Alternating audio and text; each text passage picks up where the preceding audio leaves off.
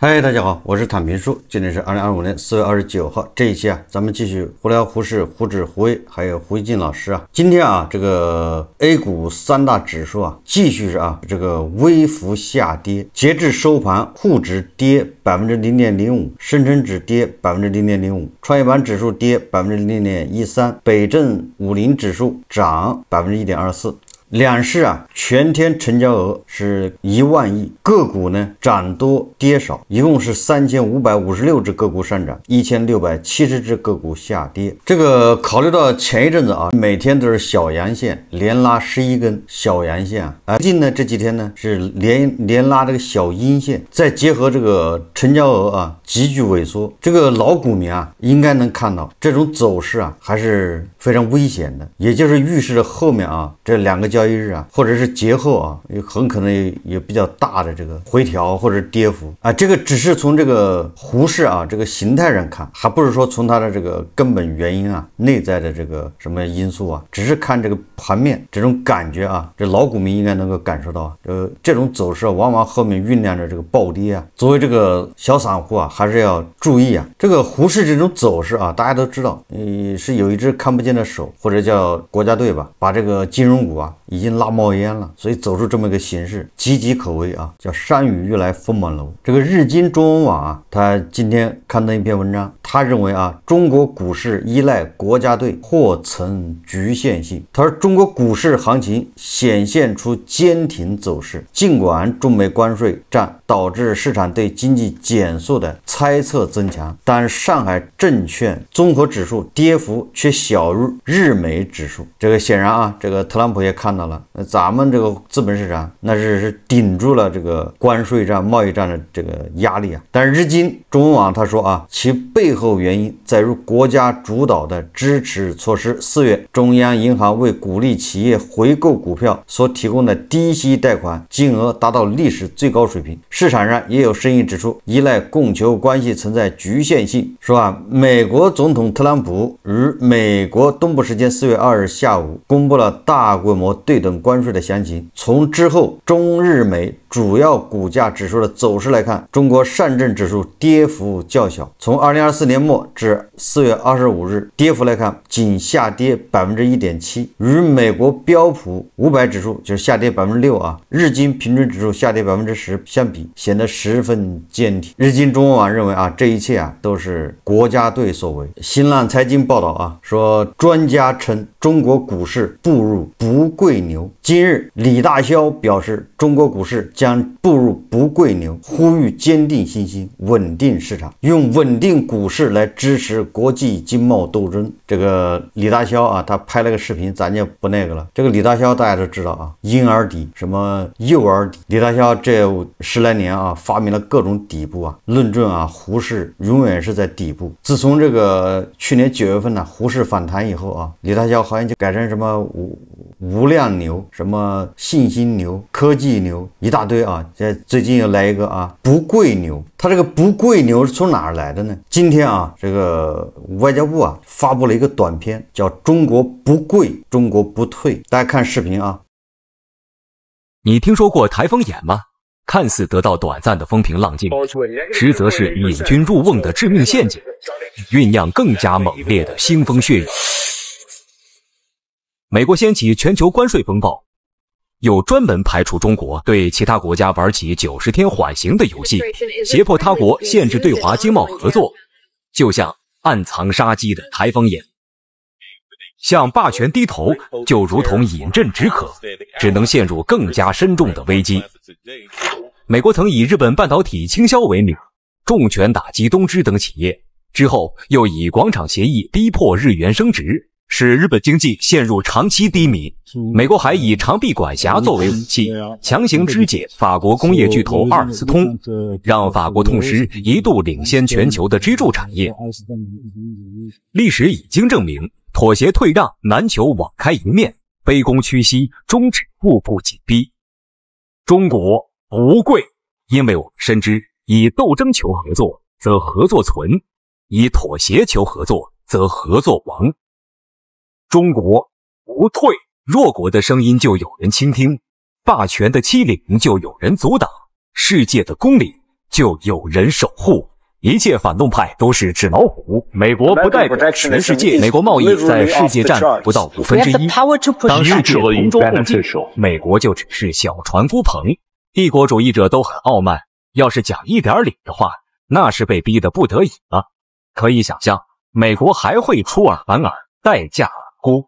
中国也必将坚持自己的选择和担当，任尔东西南北风，乱云飞渡，仍从容。关好探测器，安全门后。黑夜之黑，更显星光璀璨，总要有人站出来高擎火炬，劈开迷雾，照亮前路。当每个国家都挺直脊梁，世界必将冲破霸权的高墙。出现了！为中国，为世界，吾辈当奋发图强。美国掀起全球关税风暴，又胁迫他国限制对华经贸合作，向霸权低头，就如同饮鸩止渴，只能陷入更加严重的危机。中国不跪，因为我们深知，以斗争求合作，则合作存；以妥协求合作，则合作完。中国不退，弱国的声音就有人倾听，霸权的欺凌就有人阻挡，世界的公理就有人守护。怎么说呢？从对董王、对特朗普及其小集团的这种斗争来说啊，这个说的还是很有道理的。但是同时啊，这个咱们外交部也一直说啊，贸易战、关税战没有赢家，对吧？咱们政府也一再强调，贸易战没有赢家。但是在这个李大霄啊等等这样的人的嘴里面，还有胡锡进老师，他把贸易战当作一种手段赢学啊，就是他忽略了贸易战是一种被迫的，就是我们怼这个特朗普及其小集团是被动的，是不得已而为之，没有赢家，不是说我们赢了。但是你看啊，在李大霄看来，那这就是赢家，胡适啊就要进入不跪牛，这种危害是非常大的。这边是贸易战，这边是关税战，这连日经中文网都说啊，对吧？你这个是国家队在里面，这个对资本市场是有害的，长期这么下去好不了啊。如果说通过资本市场这个走牛来彰显出我们对特朗普关税战取得胜利，我没听说过这种道理啊。也是为了显示咱们厉害，咱们给赌徒每个人发多少钱，对吧？让赌徒过上优越的生活，让赌徒财产翻几倍，以此来证明我们比美国厉害，在关税战中取得了这个重大胜利。这个逻辑不通啊，这不就属于这种叫赌徒自我加戏吗？自己给自己加戏。胡适的这些参与者基本上都是赌徒，就是在那儿天天想着天上掉馅饼，想着自己拿点钱在里面买一只什么川大之胜，然后就能发家致富，都是这种货色啊。如果说非要通过制造让某一个群体待遇提高、收入提高来彰显我们对美帝这个贸易战、关税战取得了决定性胜利，那也不该选这些赌徒对吧？那同样都是2亿人他完全可以选2亿农民对吧？把他们的这个每个月的退休金给他从130提高到400，这个不是正事吗？这个不是效果更好吗？就这些农民收入还没有提高，待遇还没有提高，什么时候才轮到这些赌徒呢？是不是这些赌徒想多了，自我加戏当然了，如果你资本市场，对吧？你这个上市公司一个个都能赚钱，都是正向循环，那是另当别论，对吧？你们挣了钱，然后这些参与者2亿多这些金融消费者从中能分点钱，这是另当别论，这是资本市场内生，你靠人为的去输血有什么意义呢？我们再看这个美国财长贝森特，他在接受媒体采访的时候他变相的证实了中美通话是个谎言。大家看视频We'll see where this goes, but as I've repeatedly said, that I believe that it's up to China to de-escalate because they sell 5 times more to us than we sell to them, and so these 125, 145% tariffs are unsustainable.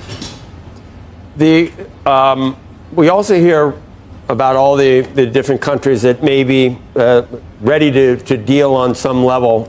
Whether it's tariffs or currency or whatever, do you have any idea how close we are and who could be first? And is it possible, Scott, that there could be a template that could be, we wouldn't have to do each one individually? Because it seems like it's very complex and just would extend the process to months or even years to do 100 different countries. Is there any way to do something that looks almost standardized? And who would we do it with first? Well, Joe, we do have a standardized template. We're not going to share it. But as I've said before, there are 15 to 18 important trading relationships. As you said earlier, we'll put China to the side. That's a more complex negotiation. And with the other 17, especially with the other Asian countries, we've had many countries come forward and present some very good proposals, and we're evaluating those. But I tell you, Joe, when I look at these proposals, and some of them, are really willing to lower their tariffs, lower their non-tariff barriers, but I look at what they're proposing and I just think, how did we get here? How did we get here? Right. And I agree with President Trump. I don't blame it on these countries. I blame it on the past administrations. And it's going to be a big victory when we make progress in getting these tariffs, non-tariff trade barriers, currency manipulation, state subsidies of labor and industry off. 这个特朗普最近不是一直说嘛中美在会面等等甚至他说这个已经给他打电话了，然后这个记者他就哪壶不开提哪壶，两边来问，两边对线，问了特朗普，特朗普说已经打过了我什么时候公布，一会儿说内容不能公布，一会儿我要准备公布。这记者跑到大国这边来问了，大国说没有，造谣，没人给他打电话。所以你看这个美国财长他接受记者采访的时候，他这个说法实际上就是验证了，就变相的证实中美通话是个谎言。现在双方还憋着气呢。按照贝森特的说法这个美国负责发起贸易战，那你中国有责任负责结束贸易战。他这个逻辑还挺有意思这美国人负责开始，那你中国人负责结束所以说对结束贸易战，中国负有不可推卸的责任。所以中国他就觉得冤了，这贸易战是你发起的，你这不是变成我们的责任呢？那贝森特的意思说来说去就是，那你不能服个软是吗？你不能先过来谈判吗？所以说这个贸易战、关税战应该怎么看待这个问题，对吧？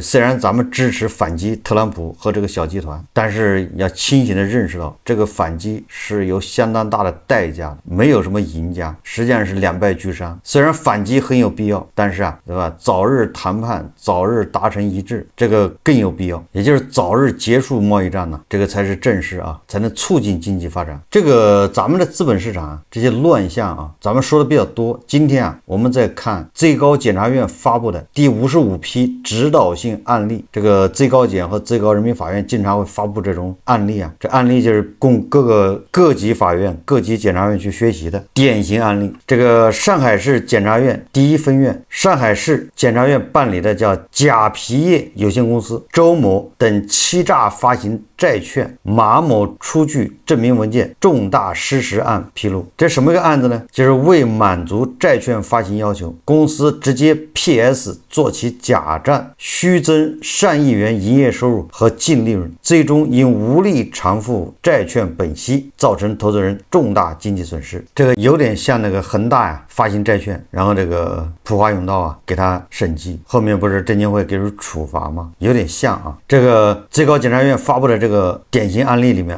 主要是说了这个审计等中介机构究竟是严重失职，还是与发行人存在不当利益捆绑，己方的刑事责任应如何认定？这个就不是普通的民事纠纷了，不是什么证监会给你个处罚就完了，这个是刑事责任了。为卖私募债券发行门槛，打造虚增10亿元营收的纸上帝国。2012年下半年，甲皮业有限公司简称甲公司说老板周某因经营困难，急需募集大量资金，便想到了发行中小企业私募债券的捷径。于是周某指派公司总经理林某、财务经理叶某负责与承销券商、会计师事务所等中介机构联络对接，提供发债所需的财务资料，同时委托朋友介绍的会计师王某牵头负责发债现场审计工作。王某因所在的乙会计师事务所没有从事证券类审计业务务的资质，就与具有资质的丙会计师事务所北京分所负责人马某联系，约定在王某现场审计后，由丙北京所审核并出具正式的审计报告。你看看啊，审计的工作是乙会计师事务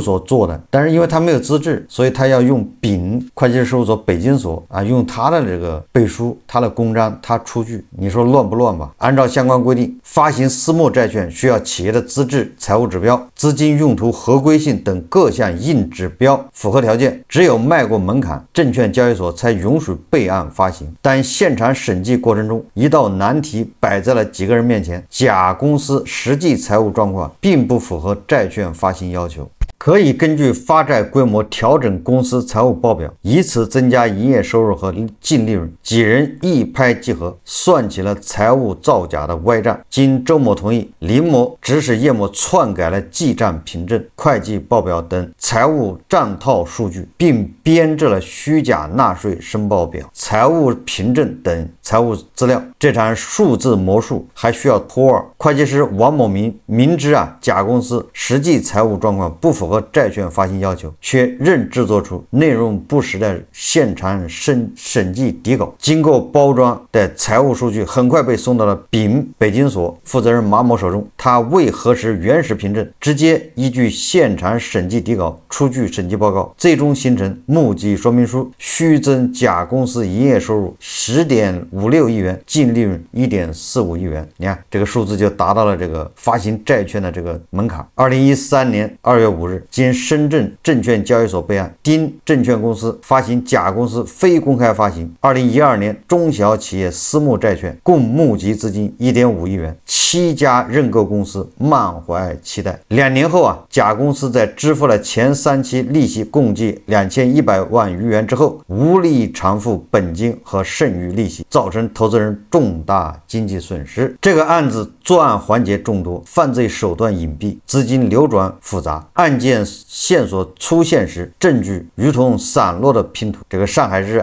检察院第1分院主办的这个案子，他认为他面对此类新型金融犯罪，如何精准理清不同主体的责任边界，定罪关键。2017年11月10号，上海市公安局以欺诈发行债券罪提请上海市检察院第1分院批准逮捕犯罪嫌疑人林某、叶某。11月17日，检察机关决定对2人批准逮捕。对林某、叶某批捕之后，我们向公安机关提出，甲公司法定代表人、控股股东、执行董事周某有重大犯罪嫌疑也就是说，这个实际控制人你也别想跑，应查明其是否是欺诈发行债券的组织者。根据检察机关追诉意见及继续取证要求，上海市公安局对马某立案侦查，会计师王某、甲公司实际控制人周某先后被追诉到案。2018年1月17日、2019年5月7日、2020年9月21日，上海市公安局先后以甲公司林某、叶某、王某等人涉嫌欺诈发行债券罪，马某涉嫌出具证明文件重大失实罪，周某涉嫌欺诈发行债券罪，向公安机关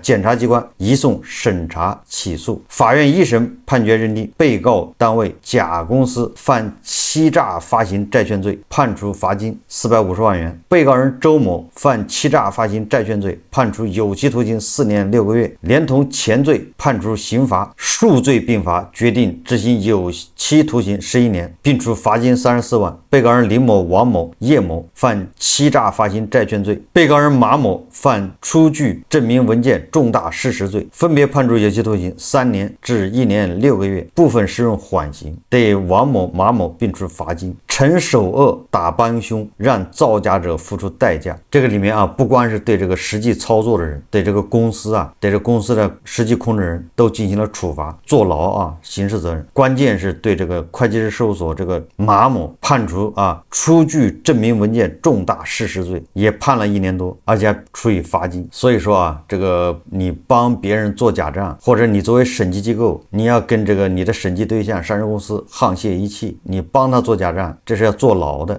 不是说证监会罚你一下就完了。我记得我在以前前节目介绍过啊，我本人就遇到过这样情况。大家都知道，很多企业给银行贷款的时候需要提交那个资产负债表。如果你的资产负债表里面资产负债率超过比如65%，银行是不能给你贷款的。但有的公司它经常就会超过65%，那怎么办呢？很多人就把那个提供的这个资产负债表他就改，把里面某一些数字一改，资产负债率低于65%。我们老说恒大要暴雷，某个新能源汽车公司对吧要暴雷，就是说它资产负债率太高嘛，80%、90%，对吧？你资产负债率越高，人家越不敢给你借钱，你就难以为继，就容易暴雷。所以说前面有人把那个数给改了，让它低于65%，银行顺利把钱就放了贷款。结果就但是没人注意，后面他因为这笔贷款这个比较曲折后面又通过什么叫什么延期的时候又要提供报表，那个延期的时候提供报表那个数又没改，就是又回到了原来的那个状态，好像超过了65%。然后但是因为是办的延期嘛，所以说这个好像审核的时候就没太注意，因为钱已经放给你了，你只是延期。那再后来好像就是上级总行对这笔贷款要审查，放贷款的银行一下就慌了，他先自己合规审查发现这里面有问题这个延期的时候你那个提供的资产负债表已经超过65%，你不能延期对吧？这笔贷款就有问题你赶紧的提前还了。所以他们想出来补救措施，就是把那个资产负债表给它改了继续让它低于65%，这样的话他们就没问题了。然后这个事情他就找我让我来负责给他改。我作为企业我提供一个假的负债表给他。那大家想想，我怎么可能干这事呢？这玩意儿贷款也跟我没关系，也不是我提供的，什么都跟我没关系，让我来替他改一个，我是坚决反对，绝不同意。银行在那儿磨了我大概10几天，他就派了2个人，每天早上我一上班他就去找我，一直到我下班就在那陪着我，就希望我签字盖章，给他把那个资产负债表给他改了。我坚决不改，为什么呢？因为我知道这个你跟银行打交道，你这个明知故犯，如果你是无意中错的那还无所谓，明知故犯你这就属于骗贷你这跟诈骗是你反正你涉及银行的罪没有什么小罪，对吧？你跟金融机关打交道那